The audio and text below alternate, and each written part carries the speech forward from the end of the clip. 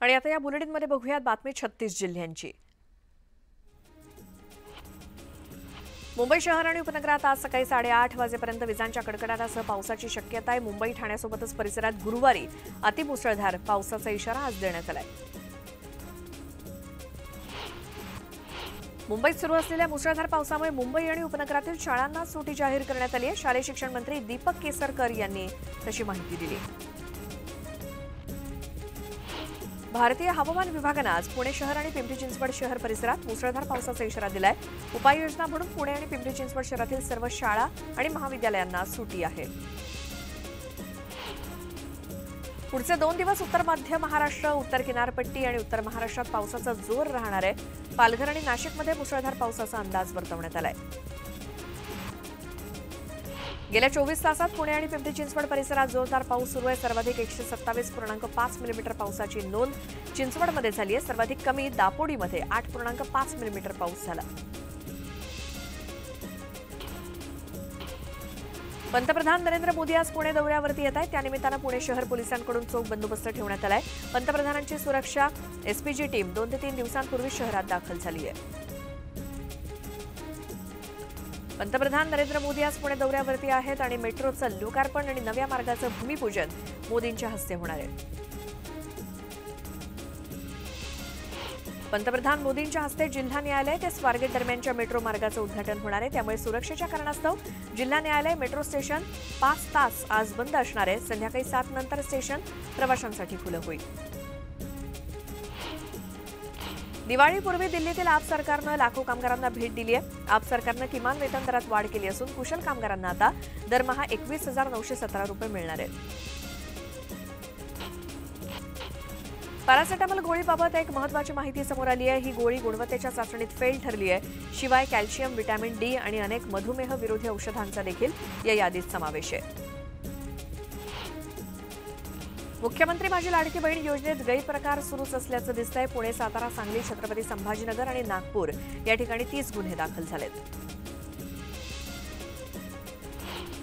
महाराष्ट्र पर्यटन विकास महामंडळानं एमटीडीसीनं आता एक नवीन व्हिजन समोर ठेवून पर्यटन वाढीसाठी पायाभूत सुविधा विकसित करण्याचा प्रयत्न सुरू केलाय। अजिंठा लेणी येथे थीम पार्क, मेडिटेशन सेंटर आणि वॉटर पार्क सुरू करण्यासाठी चाचपणी सुरू आहे।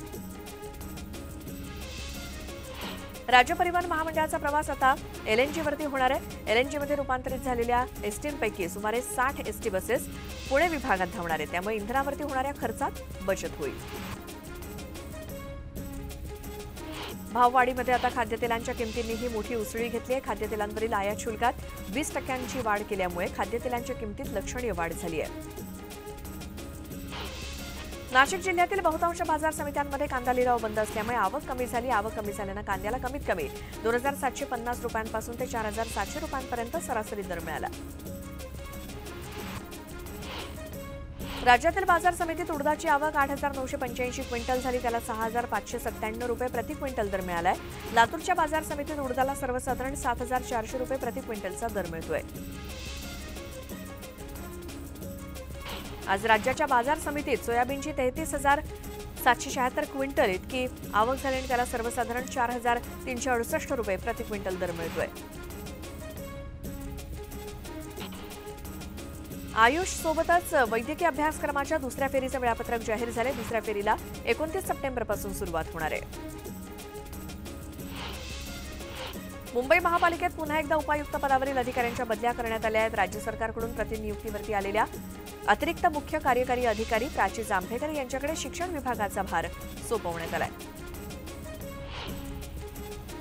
पश्चिम रेल्वेनं 5,066 शिकाऊ पदांसाठी अर्ज मागवलेत। अर्ज दाखल करण्याची शेवटची तारीख 22 ऑक्टोबर 2024 आहे। 10वी पास असणाऱ्या विद्यार्थ्यांना या जागांसाठी अर्ज करता येईल। वैद्यकीय व्यावसायिकांची वाढती मागणी लक्षात घेऊन केंद्र सरकारनं वैद्यकीय अभ्यासक्रमाच्या प्रवेश क्षमतेत दरवर्षी 15,000 वाढ करण्याचं उद्दिष्ट ठेवलंय। त्यामुळे पुढच्या 5 वर्षात देशामध्ये 75,000 वैद्यकीय जागा वाढवल्या जातील असं केंद्रीय आरोग्य मंत्री जे पी नड्डा यांनी नुकतंच जाहीर केलं। उल्हासनगर महानगरपालिका आयुक्त आणि अतिरिक्त आयुक्त यांनी कंबर कसली असून त्यासाठी 28 तारखेला एक दिवसीय अभय योजना जाहीर करण्यात आली आहे। थकबाकीची रक्कम एकत्रित भरल्यास त्यावरती 100% व्याज माफ केलं जाणार आहे। सातारा जिल्हा परिषदेतील विविध 21 संवर्गातील 972 पदांसाठी परीक्षा झाली असून आतापर्यंत 16 संवर्गातील 244 उमेदवारांना समुपदेशानं नियुक्ती देण्यात आली आहे। उर्वरित संवर्गातील पात्र उमेदवारांना लवकरच नियुक्ती मिळणार असल्यामुळे कार्यरत कर्मचाऱ्यांवरील ताण कमी होणार आहे। बहुप्रतीक्षित सोलापूर विमानतळाला नागरी विमान वाहतूक महासंचालनालयाकडून लायसन्स मंजूर झालंय। विमान वाहतूक सुरू करण्याच्या अनुषंगाने असलेली सर्व मानकं विमानतळ प्राधिकरणाकडून पूर्ण करण्यात आली आहेत। अक्षय शिंदे एन्काउंटर प्रकरणी ज्युपिटर हॉस्पिटलमध्ये जाऊन सीआयडीनं सगळ्या पोलिसांचे जबाब नोंदवले। सीआयडी पोलीस अधीक्षक प्रशांत वाघुंडे यांच्या मार्गदर्शनात हे जबाब नोंदवले गेलेत। पुण्यामध्ये स्कूल बसचा एक अपघात झाला। रस्त्याच्या मधोमध वळण घेत असताना समोरून येणारा वेगाने येणारा डंपर स्कूल बसला समोरून धडकला, मात्र डंपर चालकानं प्रसंगावधान राखत डंपर रस्त्याच्या खाली घातल्यानं मोठी दुर्घटना टळली। पुण्याच्या हिंजवडी परिसरात 23 वर्षीय तरुणानं 85 वर्षीय वृद्ध महिलेवर अत्याचार केल्याची धक्कादायक घटना घडली। ओम जयचंद असं आरोपीचं नाव आहे। हिंजवडी पोलिसांकडून आरोपीला अटक झाली आहे। राज्यात इंजिनिअरिंग महाविद्यालय प्रवेशाचे सीईटीचे 3 कॅप राऊंड संपून देखील तब्बल 51,000 जागा रिक्त आहेत। दरम्यान स्पॉट राऊंडमध्ये अनियमितता असून विद्यार्थ्यांना प्रवेश डावलल्याचा आरोप पीडित पालकांनी केला आहे। सलाईन घेऊन उपोषण करणाऱ्याला शुभेच्छा असं म्हणत ओबीसी आंदोलनकर्ते लक्ष्मण हाके यांनी जरांगेंवरती निशाणा साधला। सगळे सोयरे किंवा कुठलाही अध्यादेश काढण्याचा प्रयत्न केला तर सरकारला सोडणार नाही असा इशारा हाकेंनी दिला। मराठा आरक्षणासाठी उपोषणाला बसलेल्या मनोज जरांगे पाटील यांनी अखेर उपोषण सोडलं। आंदोलनस्थळी उपस्थित असलेल्या महिलांच्या हातून पाणी घेऊन त्यांनी उपोषण सोडलं। राज्य शासनानं ओबीसींसाठी उत्पन्न दाखल्याची अट रद्द केली। या निर्णयाचं चंद्रपुरातील ओबीसी विद्यार्थ्यांनी स्वागत करत जल्लोष केला। परळी महामार्गावरती मराठा बांधवांनी रास्ता रोको आंदोलन केलं। श्वानांच्या गळ्यात पट्ट्या अडकवून 1.5 तास महामार्ग अडवून मराठ्यांनी आंदोलन केलं।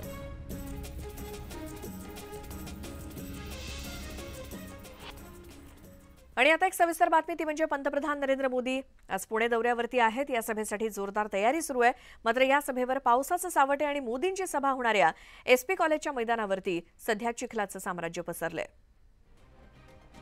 पुण्यातल्या एसपी कॉलेजच्या ग्राउंडवर पंतप्रधान नरेंद्र मोदी यांची उद्या जाहीर सभा होणार आहे। याच एसपी कॉलेजच्या ग्राउंडला पावसाचा मोठा फटका बसलाय। या सभेसाठी ज्या मार्गाने मोदी स्टेजवर जाणार आहेत त्या मार्गावर आणि मैदानात सगळीकडे चिखलाचं साम्राज्य पसरल्याचं दिसतंय। मोदी ज्या व्यासपीठावरून पुणेकरांना संबोधित करतील त्या व्यासपीठाच्या खाली सुद्धा मोठ्या प्रमाणात चिखल साचलेला दिसतोय। राज्याचे उपमुख्यमंत्री अजित पवार यांनी एसपी कॉलेजमध्ये जाऊन मोदींच्या सभास्थळाची पाहणी केली। त्यांना एवढा पाऊस पडल्यानंतर तिथं चिखल राहू नये म्हणून आम्ही एक 1.25 फुटाचा प्लॅटफॉर्मच तयार केलेला आहे आणि त्याच्यावर आपण खुर्च्या ठेवणार आहे। त्याच्यावर कुणालाही चिखलामध्ये बसावं लागणार नाही। मोदींच्या पुण्यातल्या या सभेवर पावसाचं सावट आहे। या सभेसाठी मैदान योग्य स्थितीत करण्याचं आव्हान आयोजकांसमोर आहे। तर विधानसभा निवडणुकीच्या तोंडावर भाजपने एक मोठा निर्णय घेतलाय। आयारामांना उमेदवारी दिली जाणार नाही असं वक्तव्य केंद्रीय गृहमंत्री अमित शहा यांनी नागपुरातल्या बैठकीत कार्यकर्त्यांना संबोधित करताना केल्याची माहिती सूत्रांनी दिली आहे आणि त्यावरून आता जोरदार राजकारण सुरू झालंय। विधानसभा निवडणुकांसाठी कार्यकर्त्यांना चार्ज करण्याकरता केंद्रीय गृहमंत्री अमित शहा 2 दिवसांच्या महाराष्ट्र दौऱ्यावर आहेत। नागपूर, छत्रपती संभाजीनगर, नाशिक आणि कोल्हापूर या ठिकाणी पक्षाचे प्रमुख पदाधिकारी आणि बूथ पातळीवरच्या कार्यकर्त्यांसोबत त्यांनी संवाद साधला। नागपूरमधील बैठकीत अमित शहा यांनी आयारामांना विधानसभा निवडणुकांमध्ये संधी नाही असं वक्तव्य केल्याची माहिती सूत्रांनी दिली आहे। मात्र चंद्रशेखर बावनकुळे यांनी ही बातमी फेटाळून लावली। कुणीच अशा भूमिका घेतल्या नाही आणि पार्टीने निर्णय घेतला। आज अमितभाई काल विदर्भात, मराठवाड्यात, आज नाशिकमध्ये, मग कोल्हापूरमध्ये, नंतर मग कोकणात, नंतर मुंबई, पुढच्या दौऱ्यात पुढच्या 8 दिवसात दौरा होईल। भारतीय जनता पक्षाचा जो इतिहास आहे, वापरा आणि फेका, त्याची आता सुरुवात झाली। निवडणुकांच्या आधी आयाराम गयाराम राजकीय परिस्थिती पाहून पक्ष बदलतात। आता भाजपनं आयारामांना खरंच जय श्रीराम केलंय का हे तिकीट वाटपानंतरच स्पष्ट होईल।